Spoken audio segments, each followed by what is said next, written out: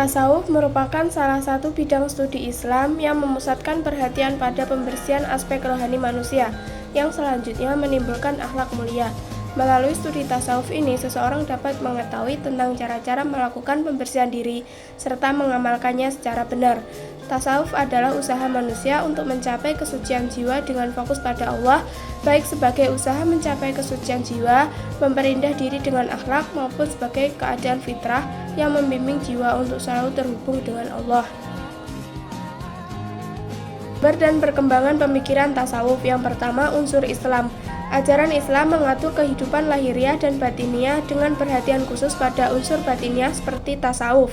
Al-Quran dan Sunnah memberikan petunjuk tentang hubungan manusia dengan Allah, termasuk saling mencintai, bertaubat, dan bersikap sabar. Al-Quran juga menekankan agar manusia tidak diperbudak dunia dan harta benda. Sunnah juga menyoroti kehidupan rohaniyah dengan contoh Nabi Muhammad yang melakukan pengasingan diri ke Gua Hira sebelum menerima wahyu. Di sana beliau bertafakur, beribadah, dan hidup sederhana sebagai seorang yang zahid. Nabi hidup tanpa makan makanan atau minuman kecuali yang halal.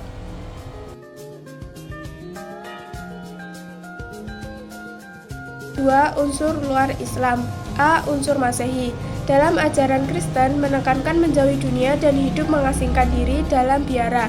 Di literatur Arab terdapat cerita tentang rahib-rahib yang mengasingkan diri di padang pasir Arabiah. Dikatakan bahwa zahid dan sufi dalam Islam juga meninggalkan dunia, memilih hidup sederhana dan mengasingkan diri karena pengaruh rahib Kristen. B. Unsur Yunani. Ajaran Pitagoras menginspirasi konsep zuhud dan tasawuf dalam Islam. Filsafat mistik Pitagoras menyatakan bahwa roh manusia bersifat kekal dan berada di dunia sebagai orang asing. Kesenangan roh sejati terletak di alam samawi. Yang C. Unsur Buddha atau Hindu. Ajaran Buddha menyatakan bahwa untuk mencapai nirwana, seseorang harus meninggalkan dunia dan memasuki hidup kontemplasi. Konsep fana dalam tasawuf mirip dengan konsep nirwana. Ajaran Hindu juga menganjurkan manusia untuk meninggalkan dunia dan mendekati Allah. Yang D. Unsur Persia. Di antara para orientalis, ada yang berpendapat bahwa tasawuf berasal dari Persia, karena beberapa tokohnya berasal dari sana. Pendapat ini tidak didukung dengan kuat karena banyak sufi Arab yang turut berkontribusi dalam perkembangan tasawuf. Misalnya tokoh seperti Al-Darani dan Nuzu al-Nur al-Misri hidup di wilayah seperti Syria dan Afrika atau Maroko. Model penelitian utama dalam tasawuf. A. Model tematik. Pendekatan tematik dalam tasawuf seperti yang dijelaskan oleh Sayyid Hussein Nasr dalam penelitiannya Tasawuf Dulu dan Sekarang menyoroti fungsi tasawuf, tingkatan kerohanian, dan perkembangannya. Tasawuf dipahami sebagai sarana untuk mencapai keutuhan manusia melalui hubungan dengan Allah. B. Model studi tokoh. Penelitian Kaisar Azali Nur tentang Ibnu Arabi dan Wahdat al-Wujud menyoroti konsep kesatuan wujud. Konsep ini kontroversial karena dianggap mirip dengan reinkarnasi atau bahwa segala sesuatu adalah Allah, mengganggu keyakinan akan keberadaan zat Allah. Wahdat al-Wujud dipahami sebagai Allah menciptakan alam untuk melihat dirinya sendiri sehingga alam menjadi cermin baginya. Dalam pandangan ini, segala sesuatu dalam alam mengandung sifat-sifat Allah, membawa pada pemahaman akan kesatuan seperti melihat bayangan dalam beberapa cermin di sekelilingnya. C. Model kombinasi. Dalam bukunya Pasang Surut Aliran Tasawuf, Arbery menggunakan pendekatan kombinasi antara tematik dan tokoh. Ia mengeksplorasi firman Allah, kehidupan Nabi, zahid, sufi, ahli teori tasawuf, praktik tasawuf, tarikat sufi, dan runtuhnya aliran tasawuf. Analisisnya bersifat kesejarahan tanpa menghubungkan ajaran-ajaran tersebut dengan kehidupan modern. Tokoh dan karya utama dalam kajian tasawuf. Yang pertama, Al-Ghazali. Beliau memiliki nama lengkap Abu Hamid Muhammad bin Ahmad al-Ghazali. Beliau dikenal dengan nama Al-Ghazali, lahir pada tahun 450 Hijriah di sebuah desa yang bernama Ghazalah di wilayah Khurasan. Beliau wafat pada hari Senin tanggal 14 Jumadil Akhir 505 Hijriah. karya beliau dalam bidang tasawuf antara lain Ihya Ulumuddin, Miskat min al-Dalal, Minhaj al-Abidin, Mizar al-Anwar, Al-Ma'rifat al-Aqliyah, Wal-Wuhab al-Himmah al-Ilahiyah. Yang kedua, Suhrawardi al-Maktul, memiliki nama lengkap Syahabuddin Yahya bin Habasi bin Amrik Suhrawardi. Beliau lahir pada tahun 549 Hijriah di sebuah desa yang bernama Suhrawardi dekat kota Zanjan sebelah utara Persia. Beliau mendapat gelar Al-Maktul. Beliau meninggal pada tahun 587 Hijriah pada usia 38 tahun. Karya beliau antara lain Al-Talwihat Al-Muqawamat, Al-Hikmah Al-Ishfa, Al-Wiradat Al-Ilahiyah, dan Al-Haya Al-Nur. Ketiga, Hamka, memiliki nama lengkap Haji Abdul Malik Karim Al-Murullah. Beliau lahir di Sungai Batang Maninjau pada tanggal 14 Muharram 1325 Hijriah. Beliau wafat pada tanggal 22 Ramadan 1407 Hijriah pada usia 73 tahun. Karya beliau yang berkaitan dengan tasawuf merupakan tasawuf modern, falsafah hidup, lembaga budi, lembaga hikmah Islam, dan kebatinan. Mengembalikan tasawuf ke pangkalnya, perkembangan tasawuf dari abad ke abad. Keempat, Nuruddin Al-Raniri, memiliki nama lengkap Nuruddin Muhammad ibni Ali ibnu Muhammad Al-Raniri. Beliau berasal dari India, keturunan A, dilahirkan di daerah Rane atau Rane dekat Gujarat. Meninggal pada tanggal 22 Zulhijjah 1096 Hijriah di India.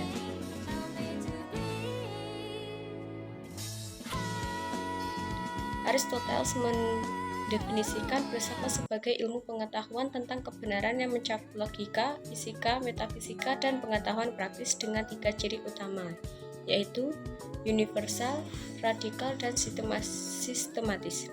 Endang Saifuddin Ansari membedakan ilmu dengan filsafat berdasarkan objek formal dan materi. Filsafat sebagai bidang studi Islam mempertanyakan masalah metafisik, spekulatif, dan universal. Sementara ilmu cenderung lebih sistematif dan rinci. Meskipun filsafat Islam telah menimbulkan pro dan kontra, namun memahami filsafat Islam penting dalam konteks pengembangan pemikiran Islam. Filsafat Islam memiliki ciri-ciri yang berdasarkan ajaran Islam, membahas berbagai aspek kehidupan dipengaruhi oleh perkembangan ajaran Islam, disajikan oleh orang-orang beragama Islam seperti Al-Kindi, Al-Farabi, Al-Ghazali, Ibnu Sina, Ibnu Rushd, Ibnu Tufail, dan Ibnu Bajjah, dan memiliki kedudukan sejajar dengan bidang studi keislaman lainnya seperti fikih, ilmu kalam, tasawuf, sejarah, kebudayaan Islam, dan pendidikan Islam. Model-model penelitian filsafat Islam. Yang pertama, model Muhammad Amin Abdullah yang melakukan penelitian tentang gagasan universalitas norma etika dalam pemikiran Al-Ghazali dan Immanuel Kant yang dipublikasikan dalam buku berjudul The Idea of Universality Ethical Norm in Ghazali and Kant. Penelitiannya menggunakan metode kepustakaan deskriptif, yaitu penelitian yang bahan-bahan kajiannya diambil dari berbagai sumber, baik yang ditulis oleh tokoh yang meneliti atau sumber primer, maupun sumber yang ditulis oleh orang lain yang mengetahui tokoh atau sumber sekunder, dengan menganalisis dan juga membandingkan karya-karya kedua tokoh tersebut. Penelitian ini dilakukan dengan teliti mengenai keaslian atau orisinalitas bahan kajian, klasifikasi berdasarkan variabel yang diteliti, perbandingan antara sumber-sumber, dan penarikan kesimpulan berdasarkan logika. Pendekatan yang digunakan adalah pendekatan studi tokoh dengan melakukan perbandingan pemikiran antara Al-Ghazali dan Immanuel Kant. Studi serupa juga dilakukan oleh Sheila McDonald dalam buku yang berjudul Muslim Ethics and Modernity, A Comparative Study of the Ethical Thought of Sayyid Ahmad Khan and Maulana Maududi. Buku-buku ini diterbitkan oleh Wilfrid Laurier University Press, Kanada pada tahun 1984. Yang dijadikan objek penelitian dalam buku tersebut adalah Ahmad Khan dan Maulana Maududi, yang mana keduanya merupakan orang Pakistan yang telah dikenal di dunia Islam. Penelitian tersebut merupakan penelitian kualitatif berdasarkan sumber-sumber kepustakaan yang ditulis oleh kedua tokoh atau oleh orang lain tentang tokoh tersebut. Sedangkan gaya penelitiannya termasuk penelitian deskriptif analitis dan pendekatan yang digunakan adalah pendekatan tokoh dan studi komparatif. Yang kedua, model Otto Horowitz, Majid Fahri, dan Harun Nasution. Otto Horowitz melakukan penelitian terhadap pemikiran filsafat Islam dari tokoh-tokoh seperti Al-Kindi, Al-Razi, Al-Farabi, Ibnu Miskawai, Ibnu Sina, Ibnu Bajjah, Ibnu Tufail, Ibnu Rushd, dan Nasir al-Din al-Tusi. Masing-masing tokoh membahas berbagai konsep seperti Tuhan, moral, metafisika, logika, akal, kenabian, dan lainnya. Ibnu Tufail bahkan mengemas pemikirannya dalam novel fiktif berjudul Hai Ibnu Yahzan. Pemikiran-pemikiran yang diungkapkan mencakup berbagai aspek seperti hubungan jiwa dan raga, politik, etika, tasawuf, kosmologi cahaya, epistemologi, dan lainnya. Selain itu, terdapat pembahasan tentang hubungan filsafat dengan agama, jalan menuju Tuhan, pengetahuan, ilmu, serta konsep baik dan buruk.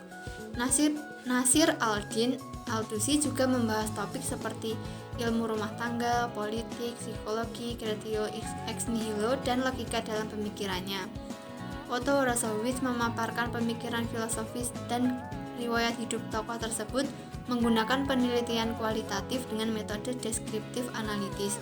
Majid Fahri juga melakukan penelitian serupa dalam bukunya yang berjudul A History of Islamic Philosophy, yang membahas berbagai tokoh dan pemikiran filsafat Islam seperti Al-Kindi, Ibnu Rushd, dan lainnya. Penelitian ini melibatkan pendekatan historis dan pendekatan kawasan untuk mengelompokkan tokoh ke dalam kelompok timur dan barat. Selain itu, Majid Fahri juga memaparkan hasil penelitiannya tentang ilmu kalam, mistisisme, dan kecenderungan modern dalam filsafat. Harun Nasution juga melakukan penelitian serupa dengan pendekatan tokoh dan historis menggunakan penelitian deskriptif dan bahan bacaan yang relevan. Penelitian ini bersifat kualitatif dan menggali pemikiran filsafat dari berbagai tokoh yang diteliti. Model yang ketiga adalah model Ahmad Fuad al-Ahwani. Beliau merupakan seorang pemikir modern dari Mesir yang mengkaji filsafat Islam. Salah satu karyanya berjudul Filsafat Islam membahas problematika filsafat Islam, zaman penerjemahan, dan perkembangan filsafat di kawasan Masyriqi dan Maghribi. Di kawasan Masyriqi, Al-Ahwani menyebutkan Al-Kindi, Al-Farabi, dan Ibnu Sina. Sementara di kawasan Maghribi, ia menyebutkan Ibnu Bajjah, Ibnu Tufail, dan Ibnu Rushd. Al-Ahwani juga mengemukakan riwayat hidup, jasa, dan pemikiran masing-masing filosof. Metode penelitian yang digunakan Al-Ahwani adalah penelitian kepustakaan dengan pendekatan deskriptif kualitatif dan pendekatan campuran seperti historis, kawasan, dan tokoh. Melalui pendekatan historis, ia menjelaskan latar belakang pemikiran filsafat dalam Islam, sementara dengan pendekatan kawasan, ia membagi tokoh-tokoh filosof. Berdasarkan penelitian tersebut, pemikiran filsafat disajikan sesuai dengan tokoh yang mengemukakannya, namun belum berhasil mengangkat dasar pemikiran yang membentuk filsafat itu sendiri. Pengkaji filsafat terbiasa dengan diskusi mendalam tentang kutipan filosofis tanpa kesulitan interpretasi yang melelahkan. Selain tiga tokoh yang disebutkan, ada juga ahli filsafat Islam seperti Ahmad Hanafi yang menganggap filsafat sebagai bagian penting dalam pemikiran manusia yang berada di ambang masa purba dan modern. Namun filsafat berhadapan dengan agama menciptakan situasi berbahaya karena implikasinya terhadap syariah. Pemikiran filsafat Islam mulai diterima masyarakat dengan kajian keagamaan dilihat dari segi filosofisnya untuk memahami makna, hakikat, dan pesan spiritual ajaran tersebut.